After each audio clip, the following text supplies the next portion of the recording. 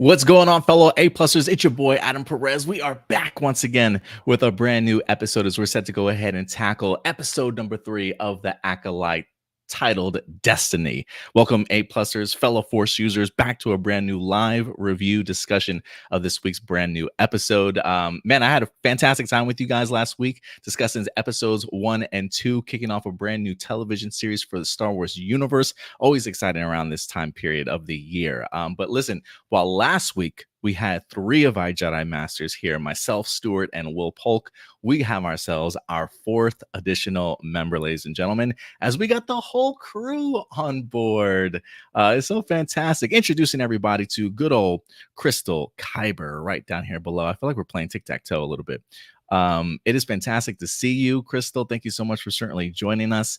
For those of you who don't know, Crystal does have her own YouTube channel, Crystal Kyber. You can find her on YouTube. She does makeup and she talks Star Wars. What a nerd. It's so fantastic to have you. Thank you. Thank you. So happy to be here. Are you ready to talk some Star Wars with us? Oh, yeah. I'm so excited. We're going to get into it. Oh, yeah, absolutely. And of course, everybody knows our co-host Stuart Branscombe here every week with us. And of course, Will Polk certainly returning to give you guys his insight onto this week's episode also, man. Look, I got to be honest. I'm a little nervous today for a couple of reasons. One, I've never been surrounded by so many Star Wars nerds before to really talk about an episode like this. So I'm really excited to kind of dive in. And episode 3, I'm just going to be honest. I've been on social media, Twitter. I should probably stay away from that type of stuff, but I love to see what everybody's talking about. And this is definitely one of those episodes, certainly worth talking about. Stuart, Will, before we get into the episode, how you guys doing though? Doing pretty good today. Doing well. Thanks for having me again. Yeah, it's fantastic, man. Crystal, I know you weren't able to join us last week. Give us a brief rundown, though, on like just your overall thoughts on the show so far. So far, I really liked where the Acolyte was going. I liked that it was different than what we have been seeing from Star Wars. And I like that it was a different era. Like, I like that it wasn't tied to the Skywalker saga. I liked that it was more of like this mystery kind of story happening. So I appreciated that it was different. I love it. Yeah, I think I feel like that's the consensus through a lot of us. I think overall we probably graded the first 2 episodes, if I'm not mistaken, like a B or a B minus. I can't remember how they were, but I thought it was a pretty fair overall consensus on the episode. Enjoyable, really great to have Star Wars. Needs improvement in certain areas. But I would totally agree with you in the sense that for me, it feels so fresh in the sense that we are getting into a brand new era of Star Wars. Always exciting to go ahead and really give the creators really a brand new sandbox to just kind of play and create whatever they want to, if you will. Let's get into some live some shout outs to some people joining us live today. We got Nate in the house. What's up, Nate? Appreciate you certainly joining us. Marcelino here as well. He says I'm mixed on this episode. There's positives I like, but also negatives. But I think I lean more on the negative side. Oh, I'm sorry to hear that, Marcelino. We also have Scarif. What's up, Scarif? Good to see you. He says I enjoyed this more than the first 2 episodes. Giving a shout out to Crystal in here. And Marcelino says the witches were a nice touch and a great expansion outside of Dathomir. Yeah, I totally agree. And I think that goes back to what Crystal stated in the sense of really giving us a new era that we can kind of expand on.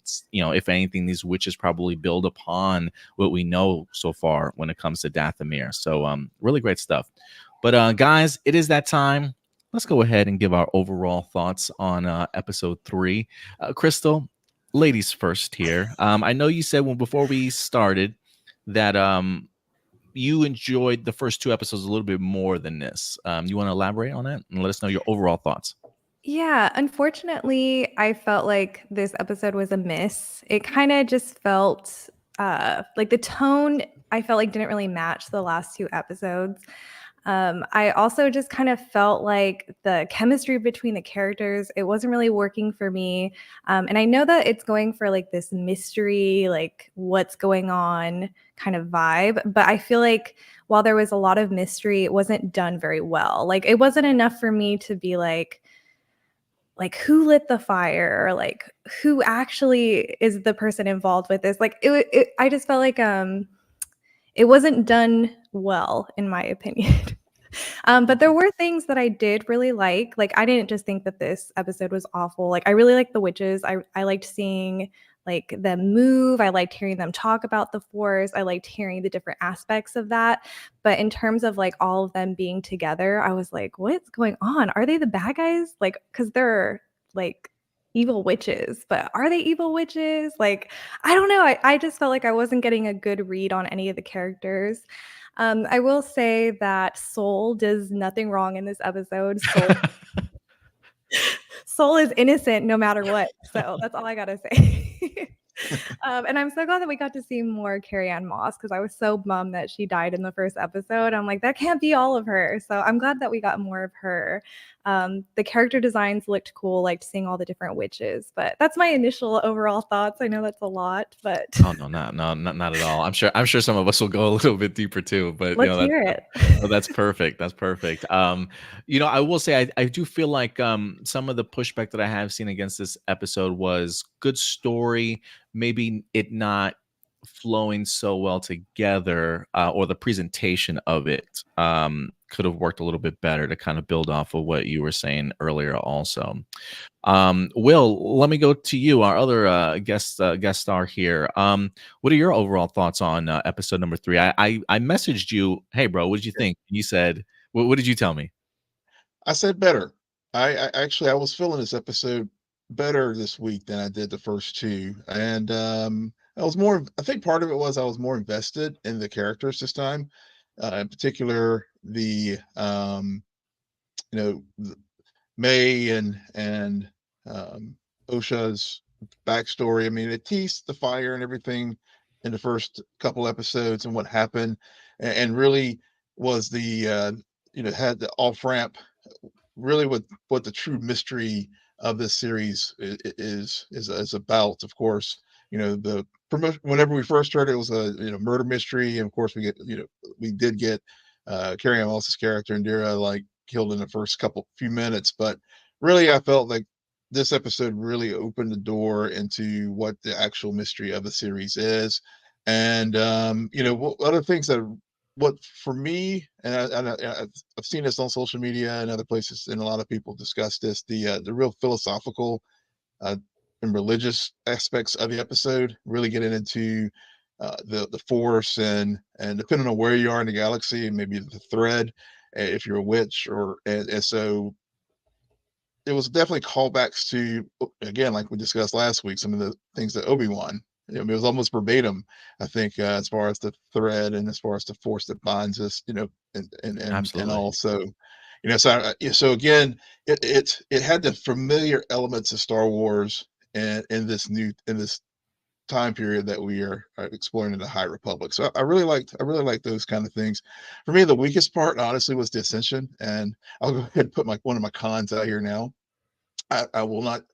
I'm sure a lot of you did. I laughed out loud, quite frankly, whenever they started doing the chants and the songs and stuff. I just even I was able to catch snippets of the episode again today, and as soon as that scene came up, I just busted out laughing. It reminded me of I don't know if anybody has seen Fallout. Spoiler alert: there's a particular situation, the scene in one of the vaults where they had a similar type of cultist coven activity, and Oh, Sarah and I on our podcast, that was one where we both were just like, no, no. But I and mean, this I got that same vibe with the Ascension ceremony in at this least they kept episode. their clothes on, Will. You know what I'm saying? Yes, yeah. There is that. There is that. Yo, so But you weren't a fan of the power of one, the power of two, the oh power of God, no. many. No, that didn't Oh, work for you? did not work for me at all. Did not work for me at all. But Okay. like I said, overall, I was, as I mentioned last week, and even on our show, I felt like there was some potential, and the aspects of this force, and then some of the things too, as far as like how May and Osha were conceived, really opened the door. I like the way they're pulling in some of the elements from the other parts of the Star Wars saga into this show. There's a lot of familiar elements there, but on the flip side, that familiarity also is like we've seen this before. Give us something new. Okay. No, I definitely understand that. Two things I will say just based off of what you and Crystal both said. One, I do like your connection to Obi-Wan again, and the themes of what Obi-Wan was talking to Luke about what the Force is. You know, he's also got another line when he confronts when Luke confronts him about the idea of telling him the truth about his father. And I think you highlighted that this last week too, the idea of like, well, I did tell you the truth from a certain point of view. And I feel like this episode is a great sort of metaphor for the idea of like just the change of perspectives that we get, right? Like it it paints the Jedi in a certain way, but it's from a different point of view, right? Like it's the witch's point of view, if you will, or even May and Osha's point of view of what happened that day on Brendok, sort of thing. So it does make me feel like there is a little bit of Obi-Wan sort of from a certain point of view going on in this particular episode, also in the sense of who's good, who's bad. Well, I guess it really depends on what your perspective is, Definitely, and definitely. also what Crystal stated a little bit earlier too about this episode being feeling a little bit disjointed from the first two. Overall, I'll ask you all, do you think it was a good idea after the first two episodes to have a flashback episode this quickly? Or is it something you think probably should have happened come like episode 4 or episode 5? Ooh, okay. So for that, looking at it now, I kind of feel like it's a bit disjointed, but I feel like my opinion on that could easily change just based on the next couple episodes, because I got to feel like there's got to be a reason they showed it at this point, like something's going to Mhm. happen, and that maybe that's something that happens in episode 4 will show us that there was a specific reason they showed us that episode. Before going into that, they had to show us Osha's point of view on the whole thing before Yeah. the big reveal that we're going to get in episode 4. So as of now, I kind of get what you mean a bit feeling disjointed, but I feel like there might have been a purpose for it that we'll see next episode. Absolutely. What about you guys, Crystal, Will? Go ahead, Crystal.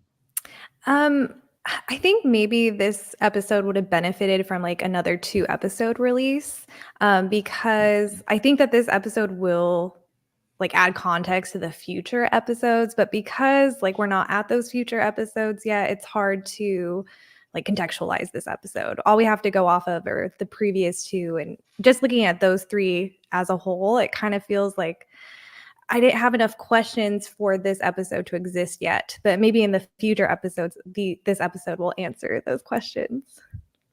No, absolutely. That's Yeah, well read. yeah. I felt honestly when I was watching it, I wish they had dropped these first 3 like they did with Andor. I can see that. Yeah, I can see that. Because I felt like it was the way Andor had those 3-episode arcs. I felt like this was that third act that was missing from from the first couple episodes. And so personally, I would have. I'm glad they did it this way. And I do think that it is, of course, getting back to the point of view, we are getting Osha's point of view. So to follow on from that, whether other perspectives, I mean, we're going to have to get the Jedi perspective. We'll probably Mhm. get May's perspective the way the episode ended, and that was another good thing and why I think it should have been released as a 3-episode initial. This one did have a clear beginning, middle, and end. I mean, the other Yes. 2 episodes just kind of did the Star Wars Disney Plus. Well, like I'm chopping off a scene right in the middle of it. This one actually had an actual ending where May comes out and it's like looking around, it's like, what's Like, going where on? are you? So Yeah. yeah, Uh-huh. so I think it would have been better that way. Stuart, what's your overall thoughts on this episode, buddy? Overall, I liked it. I think that so like last week I mentioned that I liked episode 2 a little more than I liked episode 3. I would probably, or sorry, episode 2 more than I liked episode 1. I would say I'd put this one kind of in between. I like this one more than episode 1, not quite as much as episode 2. Like some highlights that I really liked about it. It was really cool seeing a whole new like kind of perspective with the Force, like, because from what we've seen from, the Star Wars franchise before, we get the Jedi, and then we have, of course, the Sith, and then we have the witches of Dathomir. So it was really cool to see that, they aren't the only like witches in the galaxy, that we can have, that there's others out there, and others that don't see themselves like as far as we know, they don't see themselves as like dark force users. However, that given like some of the implications of like what happens in the episode and why they're hiding from the Jedi, it is very possible that their whole reason for going into to hiding is that they actually do use what Jedi would consider to be the dark side of the Force, and they use it not for evil, but the fact that it's still like kind of considered within the Jedi order to be like kind of the dark side of the Force. You could see that that's probably why they do it all like with secret and everything. So I like that, and it again gave me more mystery as to why they have this negative outlook on the galaxy as a whole, and why it is that they think that Osha wouldn't be accepted, if she were to pursue her dream of like going out into the galaxy and becoming like a Jedi, as she kind of has a desire to at the end of the episode. So I really like that. I really want to learn more about these witches overall, like as the series continues. And the other thing too that I thought was really cool about this is we don't get a full picture. We get we see most of the episode through Osha's perspective, and through her perspective, we see, things really hit the fan like towards the end.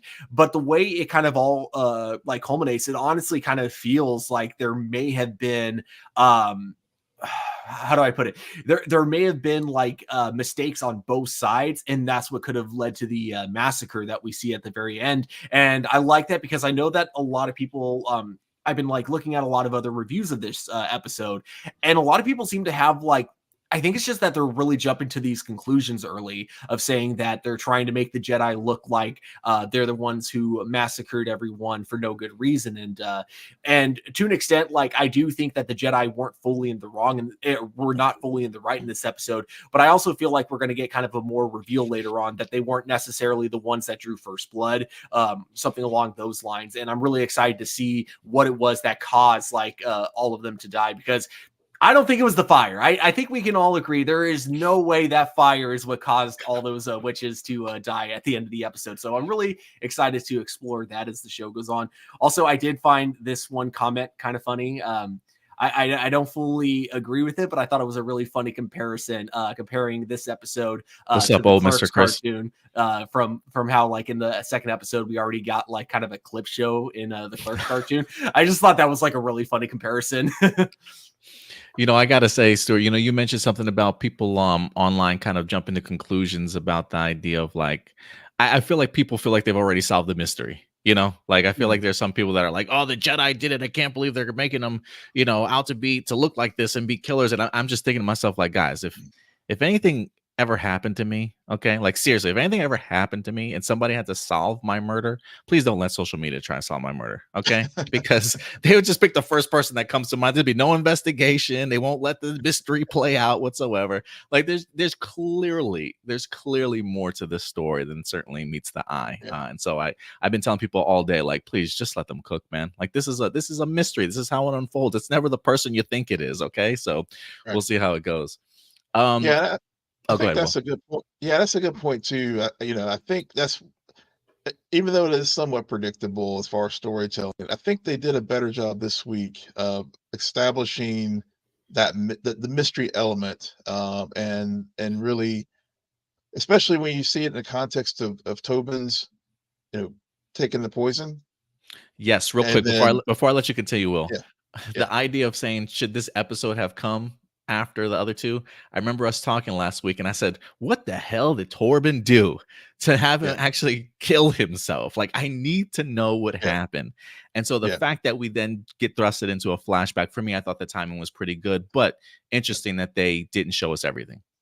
Exactly, and I think that's part of as to your point, how they're let things cook and develop, because and I think that's why, as I said earlier, I think these 3 episodes dropping at once would have been a better release I can see strategy that. for this show. Um, I think this is definitely one of those ones you can binge, because I Mhm. think they set it up so like to your point, everybody's jumping to the conclusion the Jedi suck. They're murderers. They're not all these great people that we've thought of them. And what why are they disconstructing the Jedi and that kind of thing. So we're seeing a lot of that on social media, and I think that's actually a successful thing that the show's doing to create the dialogue. So those Yeah, are just people my are thoughts talking about about it. Yeah, Yeah. people are definitely talking about it. The one there was also a comparison I almost forgot to bring up, but I texted it to you earlier, Adam, and that's like they kind of just the witches in this episode kind of remind me, and this is gonna sound weird, but hear me out. They kind of remind me of the Amish in a way, just because they seem very secluded in their own like kind of environment, and then you have like the children growing up there. One of them in which like really wants to explore the galaxy, but they're really trying to convince the children that they don't belong in the galaxy, like they belong only within that community.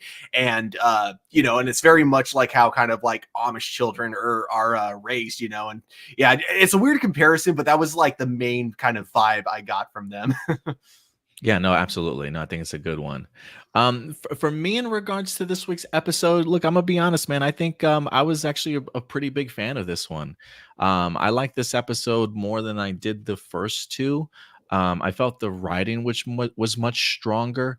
I would agree with you, Will, in a sense that I think it helped that it had a beginning, middle, and end. And so for me, after the end of it, I felt like, wow, I really had a satisfying conclusion to this episode. Like clearly, there's certainly more going on, but I just thought the story was told extremely well in here. I actually was pretty impressed with a lot of the performances.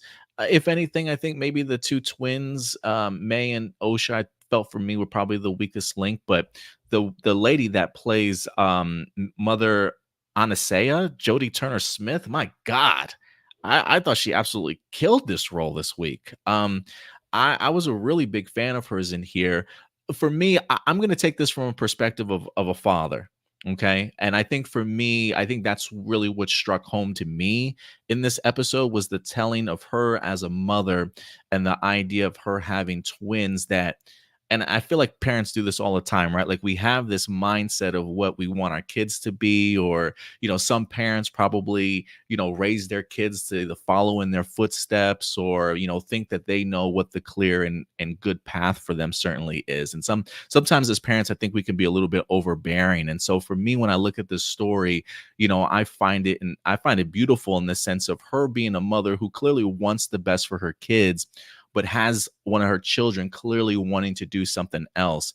And to be able to kind of take her pride and put it to the side and understand the sacrifices that she needs to make as a mother to be there for her daughter as much as she can and to let her daughter just kind of go off into the galaxy sort of thing. There was just something really heartfelt and beautiful that I thought Jodie Turner Smith brought out in that particular role that just really connected with me. Like when I watch those scenes, it takes me back to Shmi Skywalker and Anakin and the Phantom Menace and just that moment of departing. And I think, Stuart, when you and I reviewed the Phantom Menace, I told you, while I hadn't seen the Phantom Menace in a few years, that scene of Shmi and Anakin separating like hit me differently. Maybe because I was a father now, and the idea of having to let go of my son, I'm like, man, I don't know if I could do what Shmi was able to do.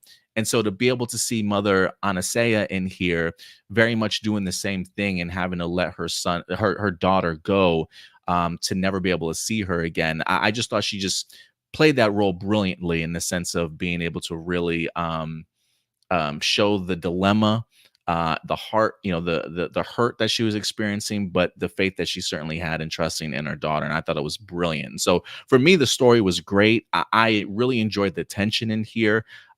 Just the idea of the witches and the Jedi. It just, for me, it showcases that there's a lot more to the story between the witches and the Jedi that we definitely don't know. And I think that's probably piggybacking off of what you stated, Stuart, in the sense of maybe the Jedi view them differently, right? Like the perspective that we get in this episode makes you feel like this is how the Jedi treat every town that they come into, that they just come in and take their kids and just, hey, you want to be a Jedi? And they just yank them from their parents, right? But I think especially for the Jedi, when they go into this town, it's a very different situation because it is witches. And I think because of maybe the past that they have kind of had together. And so, to kind of see how both parties in here handle this very tense situation, and the perspectives that we see this episode shown from, I thought was really brilliant. And I love the idea of them taking the risk to kind of shake the foundation a little bit of Star Wars as we know it.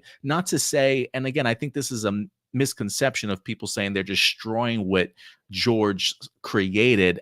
I look at it very much as a sense of they're just building layers on top of what George certainly created. And so to kind of see this story taking place 100 years before the Phantom Menace, it's just really intriguing to see the different perspectives that they have on the when it comes to the Jedi, if you will. And so for me, I was a really big fan.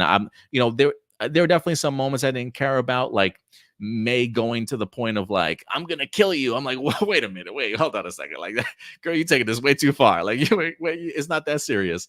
But outside from that, I thought this was a really beautifully told story about two tragic tales of twins that clearly love each other, but just have a completely different perspective of what they want out of life. And we get to hopefully eventually see where that path definitely takes them. So for me, I thought this was a pretty strong episode, guys. I was a big fan of it.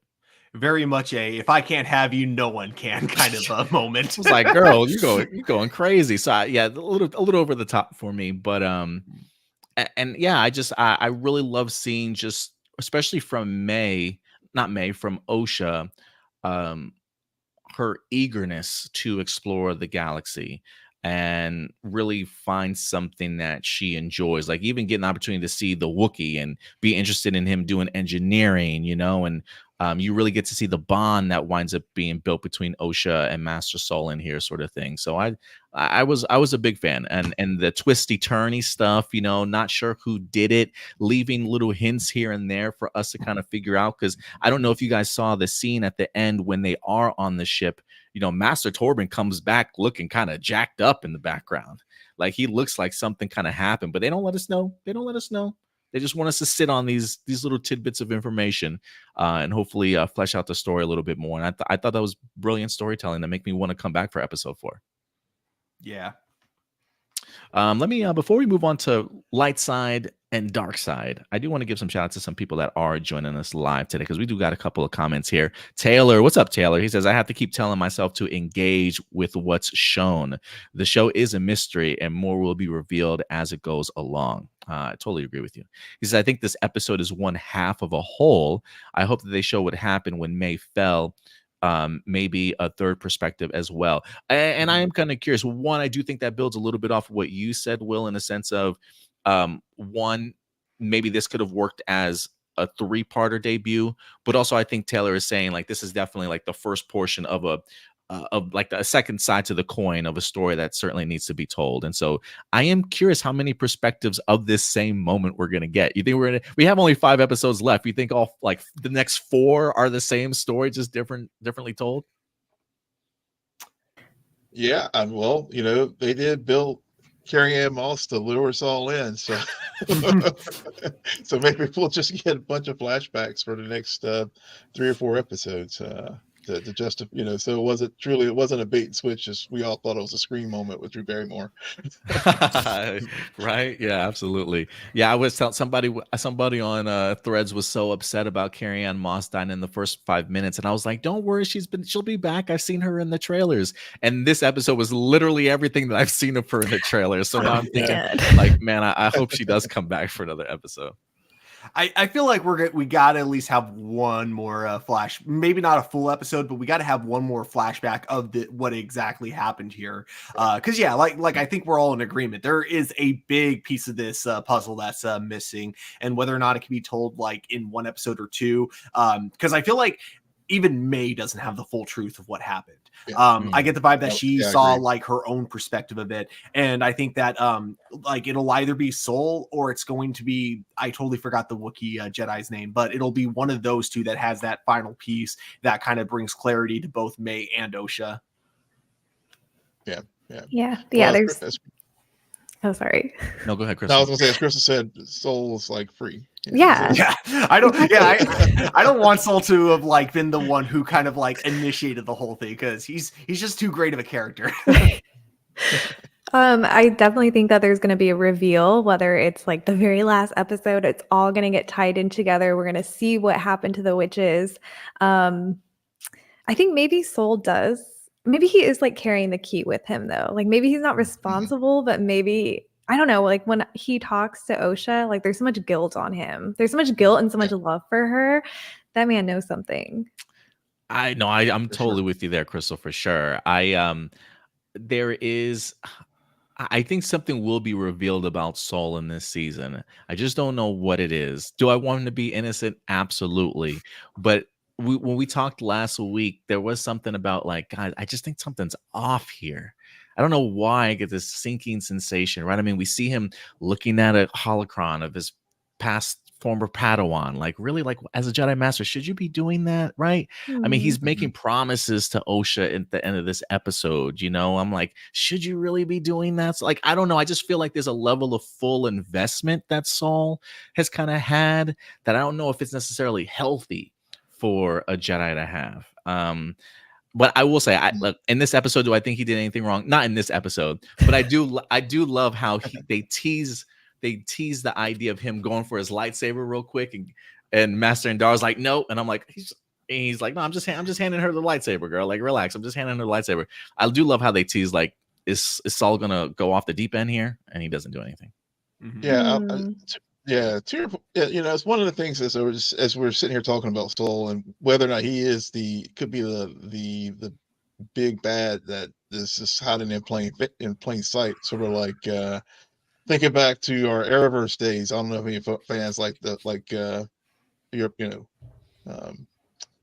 Flash and with Wells, and so I wonder if we're going to get this kind of thing here where, you know, Wells was helping Barry all this time, and then, you know, for the folks who've seen that show, you know what happens. And I guess I'll go ahead I and don't know what spoil it. happens. Yeah, please tell me. Yeah. So spoiler alert: if you do ever want to watch the Flash was on the CW, don't listen for the next 30 seconds.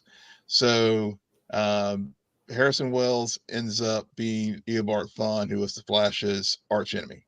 But all this time he was acting like he was helping Barry learn how to become a speedster. Yeah, I mean, look, Will, I'm going to mark this down for predictions just in case if that happens. But you know, it's something on my mind. It's something on my mind. Well, especially the Qui-Gon vibe that they're trying to give this character. Yeah. Interesting. Like I know it could Crystal's be that heartbreaking right now. I hear it. Like it could be that he's like specifically training her because he thinks that she could, like, you know, be the chosen one, because you know, they don't know how she was conceived, but they do know that she doesn't have a father though, and, you know, very similar to Anakin from Phantom Menace. So I wonder if like what Qui-Gon thought about Anakin, we have that with Soul thinking that with Osha. Could be. I mean, he hadn't seen his Padawan in quite some time. You know, maybe he's been pulling the strings in order to kind of get her back into the fold close to him. And by doing that, he's using May to kind of draw Osha out a little bit. So that maybe Osha's really the one that he wants as his apprentice. I don't know. I'm just throwing things out there now. Will's doing some predicting. I'm trying to do my fantasy booking here now. Also, shout out to Captain Wrecked. What's up, Captain Wrecked? Appreciate you certainly coming through. Did I get everybody here? We got Red Rose White. What's up, Red Rose? Good to see you. We got, I think you brought up old Mr. Chris already. Let me see a couple other things. Taylor says, I want to know so much more about the witches. What attracts May to stay? What makes Osha want to leave? I'm not wholly convinced. It's just to explore the galaxy. Marcelina says, a little bit off topic, but I heard one of the actors talk said Anakin was supposed to be talked about and use Anakin's name. Oh, I think I remember that clip. Let me see. Who else we got? Marcelino says, I felt like this episode should have been longer with showcasing May's perspective. I do think we'll get a May's perspective eventually, though. I'm hoping at least. Yeah. Who else we got in here? Yeah, I think storytelling wise, it kind of works better to have them in separate episodes. Yeah, no, I totally agree. Yeah. Mr. says, I kept getting the young twins confused during the episode because May's demeanor as a kid seemed closer to Osha's as an adult, and I kind of matched the wrong personalities to the faces. There was a moment watching the episode I was thinking to myself, are they gonna like switch places or something like that? Like, is Osha really May and May's really Osha? What? I kept thinking that too. And they kept Oh, doing the thing where like one of them would talk to the other one, but they wouldn't show the person's face that was talking. And I'm like, who's talking? Yeah. I had to do double takes too a few times. Like, now which one is that one? Right. I was, like rewinding it, and I'm like, wait. But you know what? Let's go ahead and get into our next segment, and that's going to be the light side. Some pros that we were big fans of from this week's episode, and we won't go in any particular order. But if you guys want to talk about any of the pros that you really enjoyed about this episode, let's hear them now. Something that we kind of touched upon, I really liked the different perspectives of the Force. So one thing I thought was interesting. So two things with their perspective of the Force. The first one being how they try to say that, you know, the way they see the Force is different from the Jedi, but then the mother goes on to like kind of describe it in a very similar way to the way that Obi-Wan describes it, which I thought was weird. But I kind of see like they may have their own like kind of bias, like look at the Jedi. Which, you know, makes sense. Again, they're people that like are kind of secluded from the Jedi, so it makes sense that they don't have a full perspective on what they're like. But one aspect in how they see the Force, which is very different from the Jedi, which I actually thought was really interesting, and I don't see a lot of people bringing this up. They don't believe in destiny at all, which I think is pretty fascinating, because you look at the Jedi and how they're all about prophecies and destiny, and how like Qui-Gon's whole thing about wanting to train Anakin is because he believed that he was destined to bring balance to the Force. I kind of like how they don't believe that at all. They just see, you know, kind of similar to what Luke brought up in The Last Jedi, you know, the idea to say that the Force is just for the Jedi, you know, is absurd. And they have that kind of like same mindset, but they also see it in a way of like, you know, they don't see the Force as like guiding us through a destiny, but rather the Force just being there, that anyone, you know, anyone who can use it should be allowed to use it, which I thought was really interesting. I do love that you brought that up too, Stuart, because I hadn't really seen many people talking about that. But the connection that I did make was I was thinking to myself, like, wow, this feels very Luke Skywalker to me from The Last Jedi, though, you know, and the idea of him talking about the lessons that he learned about the Jedi hubris, and the idea that they felt that maybe they were the only ones that can utilize the Force. Whereas you listen to Mother Anastasia here, and she really kind of like you explained it, the idea that, you know, anybody should be able to use the Force if they're more than capable. Like, it just doesn't belong to one faction or you know, a part of a society of one group of people. Like, it should be accessible to everybody.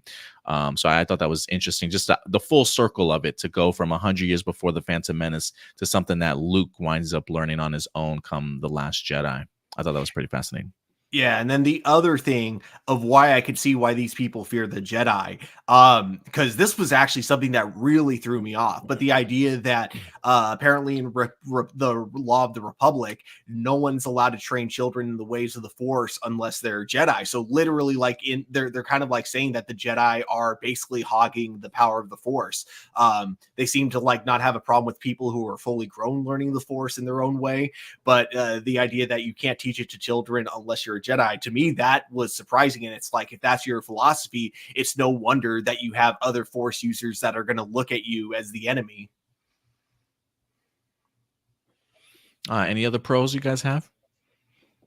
Just to pick up on Stuart's point there with the you know, really exploring the Force and the users, and I think this also gets maybe to the whole, you know, there's been peace in the galaxy for so long, and maybe the code was put into place that Jedi were the, I guess, the arbiters of who could use the Force and in the Republic and stuff, because of seeing some of the things from the Sith, you know, whenever the dark users were using it hundreds of years prior to when the galaxy was in turmoil. And speaking of the Sith, one of the pros I had was the connection to Revenge of the Sith, with, of course, the whole, and I know it's out there, it just confirmed a lot of theories as far as Darth Plagueis And with the especially whenever as soon as they started talking about how the May and Osha were conceived, I was just like, I went immediately to that scene of Anakin and Palpatine sitting there, and especially when they talked about the darkness and all that stuff. And it also makes sense why the Jedi sees the witches and other non Jedi Force users as a threat because of these darker forces that can be used to for purposes like this or extending life or whatever it may be. So so that was definitely a big pro where I think I was like, someone in the writer's room actually watched these films.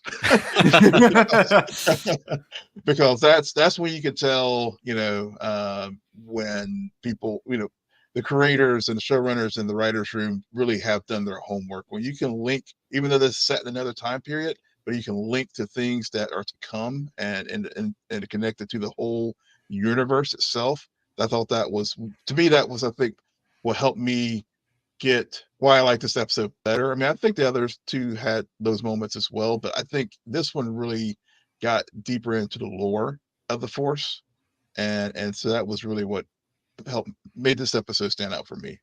Other than, of course, the demerit that it gets for the Ascension ceremony.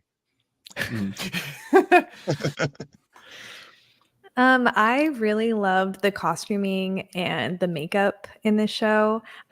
I do makeup professionally, so I'm constantly that's like all I see is like the makeup designs.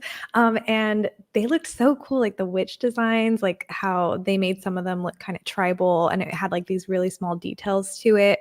I also like that the witches were varying alien species, which I thought was really interesting because I felt like maybe it was like a bunch of like banished witches that came together and like had their own clan. And I really liked the Zabaraki, the other mother. Coral, I believe her name was. Coral. Yeah, her design was so sick. Like Yeah. so cool. I've never seen anything like that. And like her prosthetics were done really cool. I know the two twin girls, they weren't like the best at acting. I think you had mentioned that. But what I did like about them was their bickering. I felt like it was so relatable. I was like, that is me and my brother. They're like pushing each other while their mom is giving like this really important speech before like this really important ceremony, and they're like, stop, no, you stop. I thought that was like really fun and realistic, so I liked those things. Yeah, Crystal, I like that idea that one of with the aliens. I mean, again, it really expands the universe as well as far as and also too, just whenever I first saw Coral, I couldn't help but think about the Night Sisters and Darth Maul and Dathomir. So again, just that was really cool. But I agree with you with the costumes and this design. That was really, really dope. Yeah, I do appreciate your perspective on that, Crystal, as somebody that does makeup, to kind of appreciate that work, because I totally agree. I remember seeing Coral, I was like, ooh, that's really cool. Like they really went out of their way to make a really cool character design. For me, I'm gonna jump off a little bit more what Will stated too, about the creating of life. I thought it was a really cool aspect of this show a little bit, because again, I think there is just so much prequel connection here to me. And I mentioned Shmi Skywalker and Anakin earlier with Mother Anissa having to let her children go.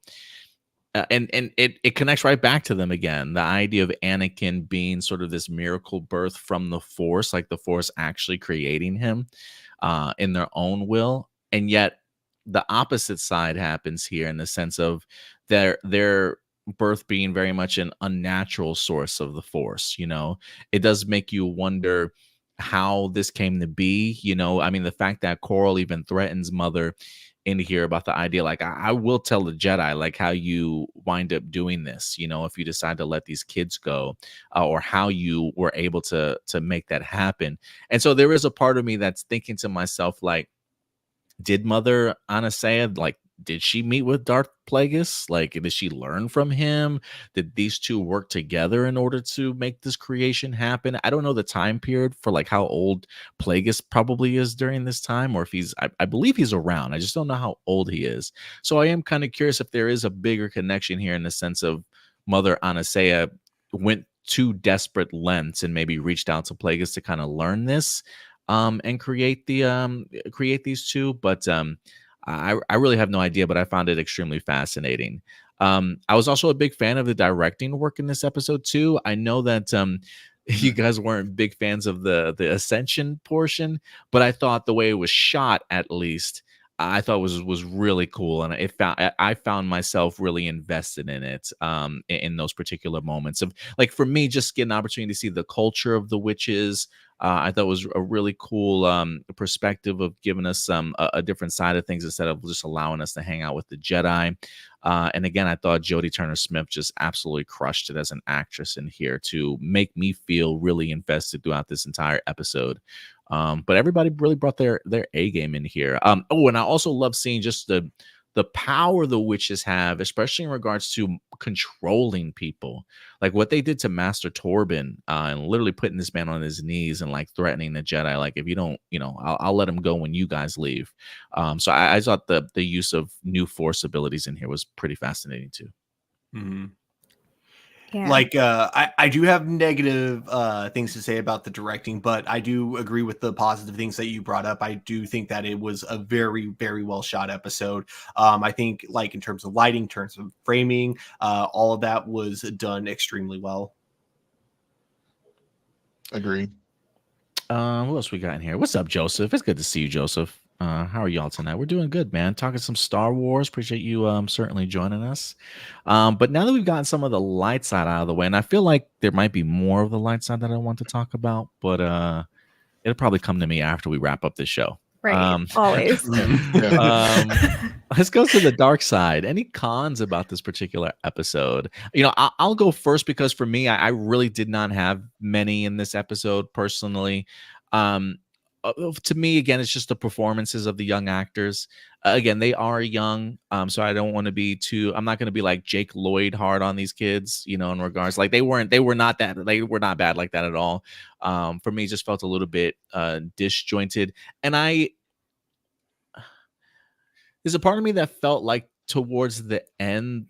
And I know they did this editing wise sort of on purpose, but it just felt a little bit disjointed. But I think it's in that sense of trying to show us that there's more pieces to the puzzle that fit in here, with some interesting jumps in time and just how quickly things kind of escalated, in the sense of when she's trying to, when the fire begins, she escapes and then we look and then it's like engulfing the whole tower and the place of the temple that they're living in.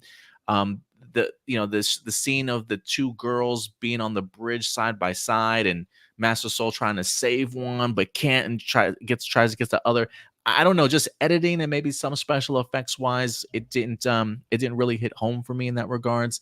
But I do think at least when it comes to the editing, that stuff was very much kind of done on purpose in the sense of there is some time lapses in here, probably brief, but there are things that have happened in between. And it almost felt like maybe done in intention of trying to keep that pacing very quickly so that it has this chaoticness about it, so that when Osha does wake up on the ship, it's like, holy crap, like this happened so fast. I didn't get a chance to say goodbye or anything, So I do think there's a reason for it, but it still just felt a little bit disjointed for me at times. So those are really the cons that I have. What about you guys though?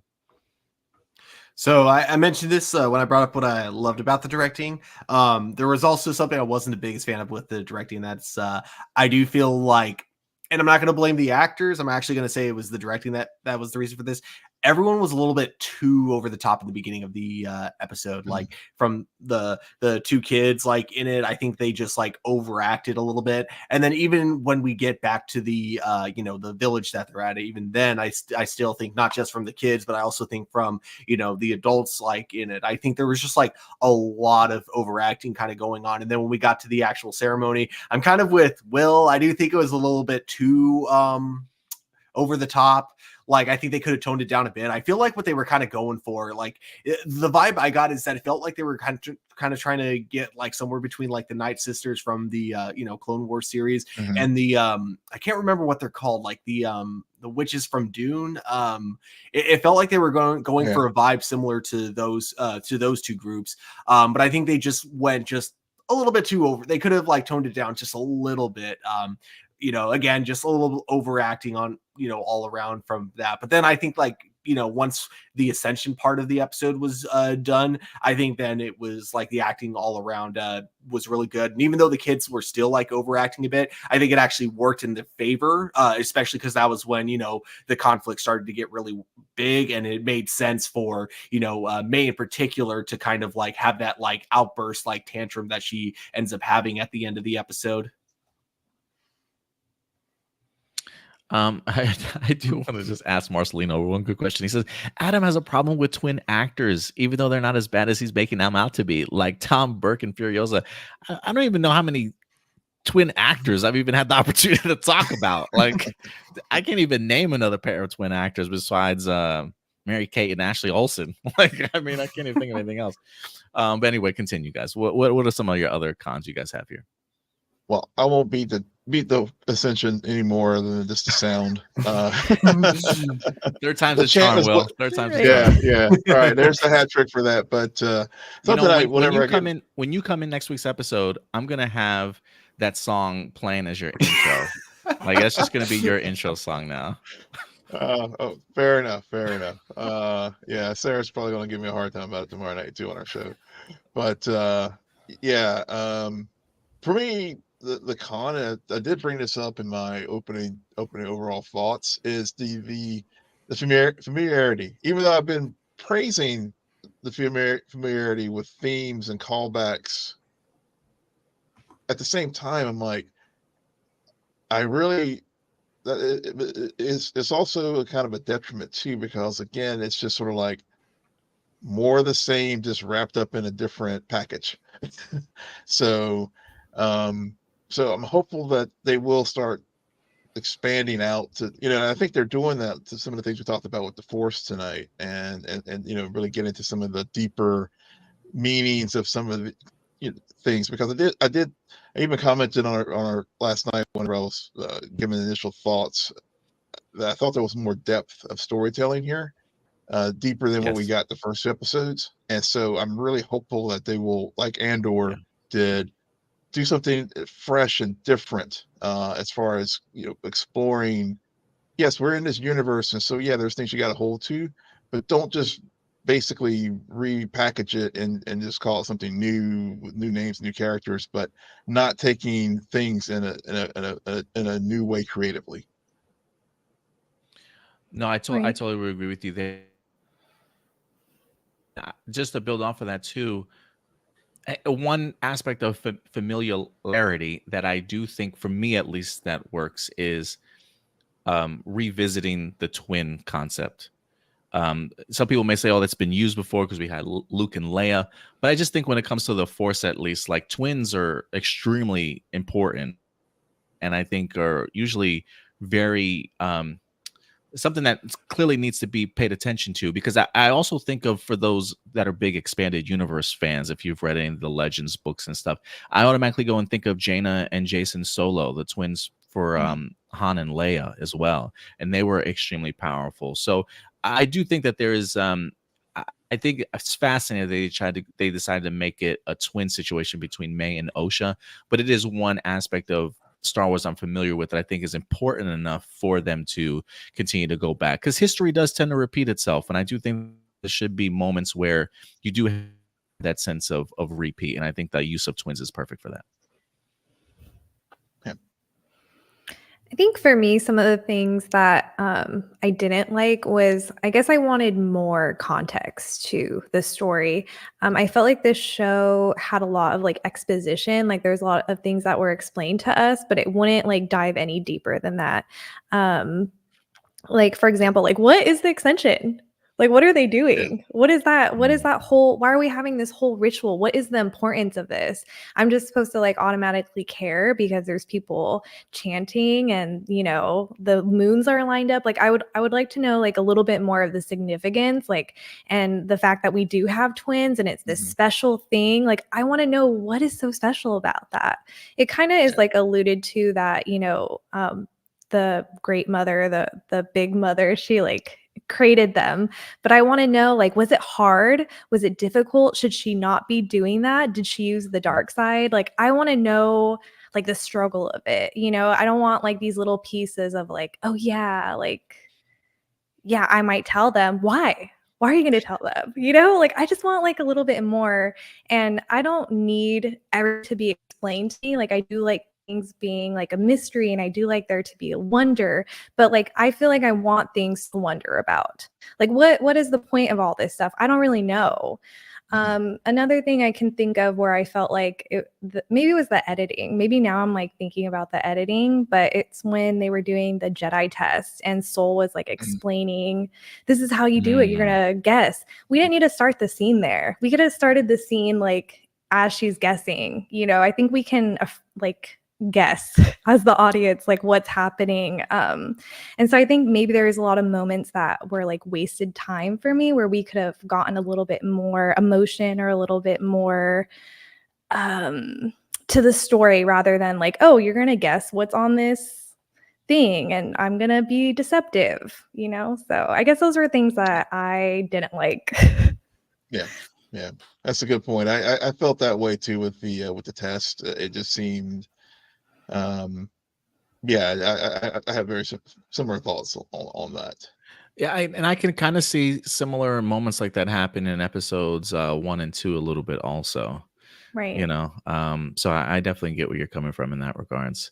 I really like the well, I don't want to say I really like the test scene, but I was a big fan of just Master Soul trying to convince Osha just to really do what she wants with her life. I don't know. I just thought there was some really great, powerful kind of performances in here, like the sense like you don't have to lie. Like, what do you really want for yourself, sort of thing, you know? And I do feel like there's probably a conversation her mother probably would have had with her also, but I just think that just shows that fatherly connection that these two characters wind up having. And some people might look at it and be like, oh, it's very deceiving, or he's just trying to lure her in, sort of thing, you know. But again, I think that's I think just the way that the episode itself was meant to come across, just like we said before, with the perspective of things, you know, I think the Jedi definitely had this negative air certainly surrounding them in the way, like very shifty ways in which they were trying to accomplish here. I agree. I really liked Soul's moment during the test with her. I really think was it what's the great mother's name? Anasea, I believe that's how I'm pronouncing it. I think her her and Soul, I feel like carried this episode. They both had such good like micro expressions, and they really like acted in between the lines where, you know, they would make faces when characters would say something or as they're thinking through something. That I think I wanted more of those kind of things where it's like I can feel the sincerity from Soul. I can feel the mother's heartbreaking that her daughter doesn't want to be a witch, you know. Those things didn't need to be explained because the actors did an amazing job at that. But thinking back on the episode, I feel like if Mother Anissa and Soul were like the only two talking, there would have been like no conflict. Right. Just have a one-on-one meeting, guys. Let's figure this out, shall we? Yeah, Crystal, I completely agree with you. The nonverbal acting, the facial, I mean, I think that's why this episode, honestly, now that you bring it up, is why this one hit for me better than the first two. And it really was due to those performances and really the direction as well. I think took this material and made it work much better. Yeah, hard agree. And I also really enjoyed I love how this episode began and how it wrapped up. Both taking place at like their safe place, you know, the place that Osha goes to, that May knows where she could find Osha at all times. And that by the end of the episode, I mean, we see Osha in the galaxy going to start her new life, and we get to see May going back to the tree looking for her sister, only to come to find out like everything is gone. Like it's just super impactful in regards to like just the way that this episode I thought was written, and to give us a much better perspective of just May and Osha as a whole, but clearly a lot more holes to be filled in. But I thought they did a great job. Yeah, it was so sad. Yeah, it was Because at the pretty sad. beginning, she was like, "Oh, well, if you're not around, I know to find you here." So she went there, and then she wasn't there. Yeah, I was like, "Oh Definitely. my god!" definitely gives you a different perspective of their relationship now, for sure. Yeah. But as we wrap up the review, it is grading time, y'all. We're going to go ahead and have a consensus here of our episode in regards to what we thought. I'll go ahead and put the averages out. But based off of the bottom legend, if you were to take a report card home to your mom and dad and you opened it up and you're like, the Acolyte episode 3, look what it got. What's your percentage and grade that you would give this? Crystal, I'll let you go first on this one. So I did this earlier before our conversation, and I rated it a B minus, which I'm like, oh wow, that's pretty generous of me. But I felt like the acting was a B for me. Like we had just talked about, those two actors like really carried this episode. I think I would have marked it a lot lower if it were not for those two just really putting in the work. Editing, I put an A, but now that we've been talking through it, I'm like, wait, actually, maybe that should be a little bit lower.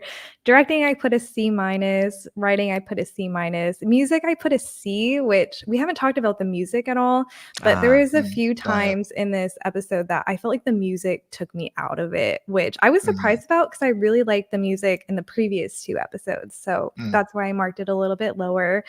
The VFX and animation, I gave it an A because I thought it looked good. Okay. So overall grade, where were you landing? B minus. B minus. 82, 81, or 80? I'd probably do an 80. 80. Okay. Cool. Will, what about you? I gave it a B, 80. Actually, coming into it, I was at 83, but I think after our discussion, I'm up to 85. Ooh, I like it, man. I like it. A solid B on your part. What about you, Stu? What are you giving this week's episode? I'm sure if I broke everything down, it would probably be a lower grade. But if I'm thinking of just now as just overall, just in terms of enjoyment, I'm gonna give it a solid B. So probably an 84. Man, you guys are coming through strong. I love it. I love it. I'm gonna be I'm gonna be overly generous here. I'm gonna be overly generous on this one. You know what? I'm gonna go A minus. I'm gonna go A minus on this episode, but I'm gonna go very low A here. I'm gonna go 90%. I'm gonna go 90%. I will say, Crystal, you bringing up the idea of the music made me think to myself, should I give this a B plus? Should I give this a B plus? Yes. I'm kidding. Because there is an element of like, I do miss the music. I thought the first 2 episodes had some pretty interesting beats, but I can't remember. Maybe I have to go back and rewatch this episode, but I can't really remember the music hitting me too much. So you know what? Give me a B plus. Give me a B plus. I'm gonna change my grade. I'm gonna change it to a B plus, but I am gonna be generous with my B plus to a 89. Okay.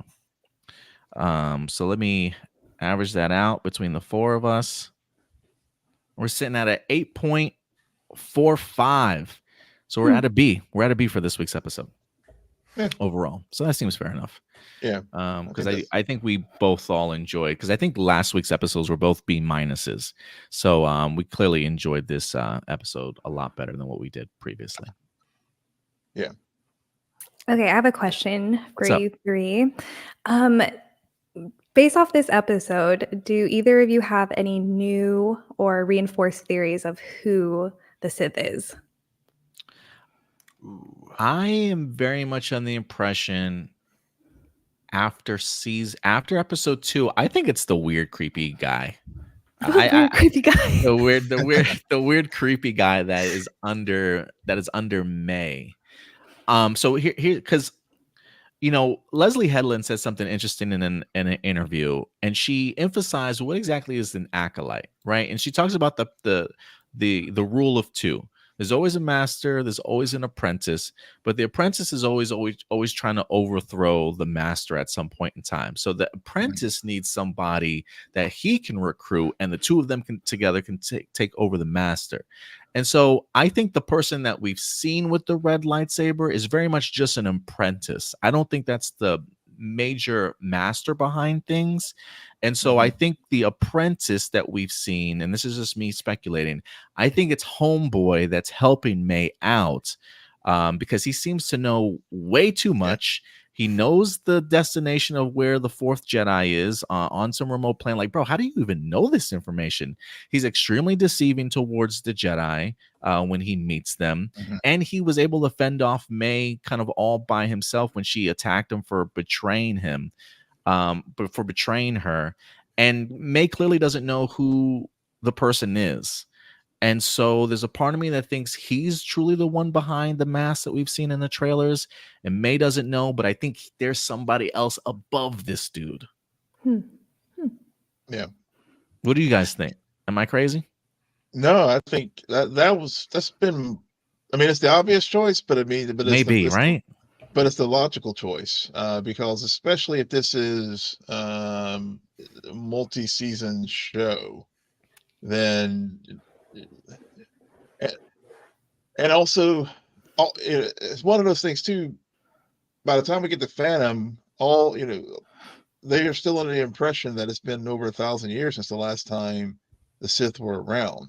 So, whoever is the master is covering their tracks well, and and clearly wants to take care of these 4 Jedi who saw something that night at the Coven.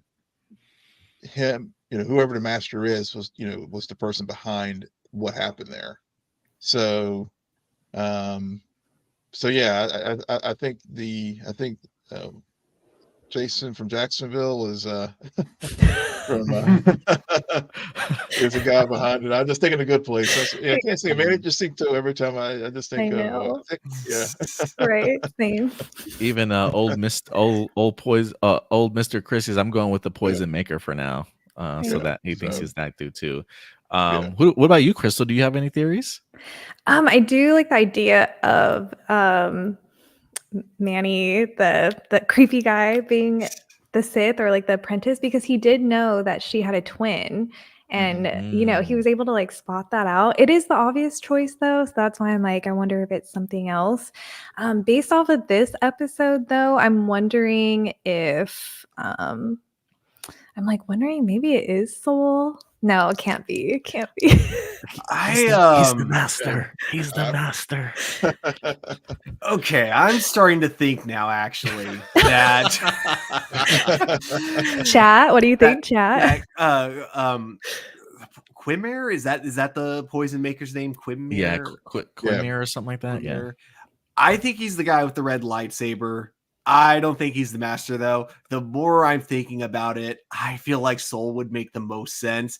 And it would also make the most sense of why the Jedi would cover that up, and why in Phantom Menace they mentioned, never having not seen a Sith for over 500 years. The more I think about it, the more I feel like Soul is like the obvious choice, and his whole motivation is he saw what Carrie-Anne Mosson's character did to cause like the conflict that ends up with the death of all those witches, and I think that's when he turns his back on the Jedi. You heard it first here at man. Report. Wow, man. Yeah. So that is my prediction. Yeah, that's heavy, man. That's heavy. I can't believe we're kind of falling in line with this theory. I love Saul, but look, if you're gonna get yourself if you're gonna have somebody that's gonna be a Jedi that potentially could be a master Sith Lord, like the actor Lee Jung-jae is as good as it gets in regards to getting somebody like that. I believe Marcelino says he thinks it might be the David Harewood character. He says, until David Harewood's role is revealed, I'm going to go with him. For those of you who don't know, David Harewood was on the Supergirl series over on the CW.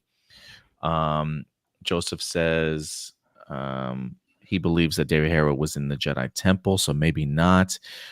You know what? Somebody did point out to me on social media, and I got to go back and watch the episode. Somebody pointed out to me that the girl that the girl with the prosthetics that you mentioned, Crystal Coral, the Night Sister looking girl. Mhm. Somebody said that she's not in that final shot. I saw that too. I Mm, saw that yeah. too.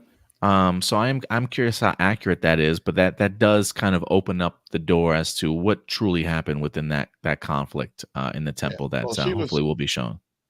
she was pretty adamant about just trying to protect the coven and how the mother was just being too lenient, and so she was definitely not feeling Osha wanting to go out and explore the galaxy. So Yeah. Because that is a great theory. It would make sense, but I think it would make too much sense, and that's my only reason of why I don't think I don't think it's her, because I feel like if it was her, that'd be too obvious.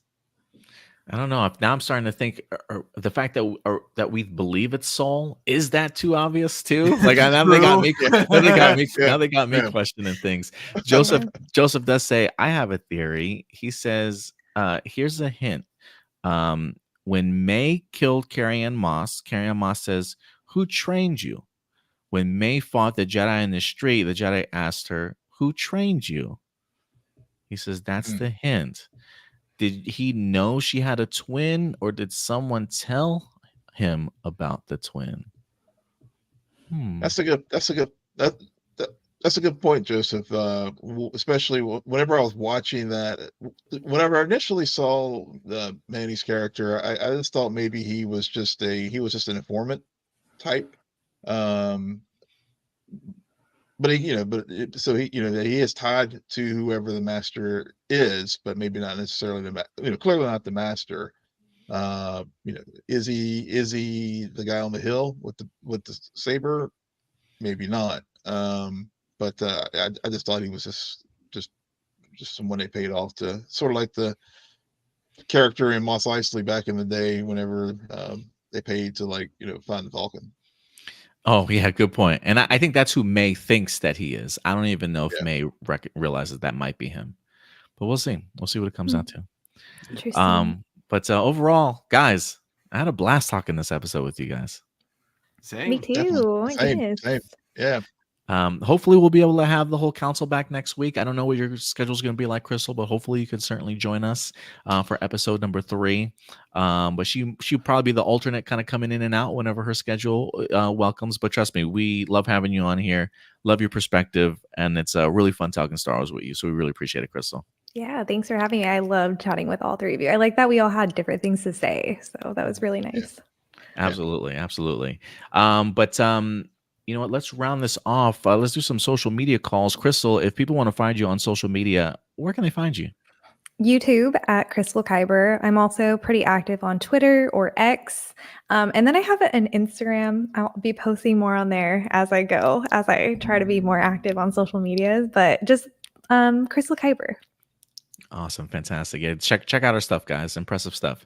Where can people find you, Will? Yeah, so I have our website right here, so just you can go there. We're on all the social medias, as far as YouTube at Scene a Nerd. We're on Twitter at Scene a Nerd, Instagram and Threads at Scene_N_Nerd, and you can follow us.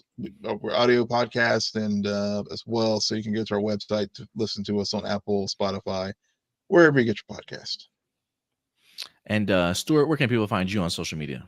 You guys can find me here on this channel, A Plus Hero Report, but you can also find me on Instagram at TurboStew01.